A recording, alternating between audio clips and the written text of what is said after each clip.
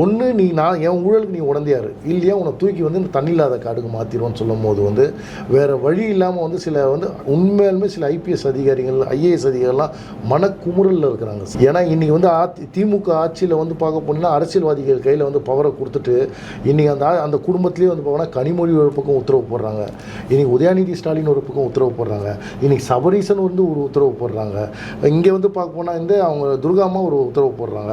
அவங்க குடும்பத்திலே எத்தனை பேர் சார் உத்தரவு போடுவீங்க? சபரீசன் அவங்க அப்பா வரைக்கும் உத்தரவு போடுறதா வந்து சொல்கிறாங்க சார். அது போக இன்றைக்கி வந்து பார்க்கணும் அமைச்சர்கள் வந்து பார்க்க போனால் ஒரு 5-6 அமைச்சர்கள் தான் இது பண்ணுறாங்க. இன்றைக்கி கனிமவள கொள்ளையில் அதிகமாக பார்ப்போம்னா துரைமுருகனுடைய துறையில் தான் ஏகப்பட்டது நடக்குது. கேட்க போன அரசு அதிகாரிகள்லாம் வந்து வேனை ஏற்றியோ லாரி ஏற்றியோ கொல்லத்துக்கு முயற்சி பண்ணியிருக்கிறாங்க. அதுக்கப்புறம் அவங்கள சரி கட்டுறாங்க. இதெல்லாம் பேப்பரில் தான் சார் வருது. நானும் அதை பார்த்து தான் சார் சொல்கிறேன். ஏன்னா நம்ம பாட்டு இந்த விவாதத்தில் வச்சுட்டு நைட்டோட நைட்டாக அவங்க வந்து 12 மணிக்கு நம்ம நிற்கக்கூடாது. ஏன்னா அதுக்கெல்லாம் என்னன்னே தெரில.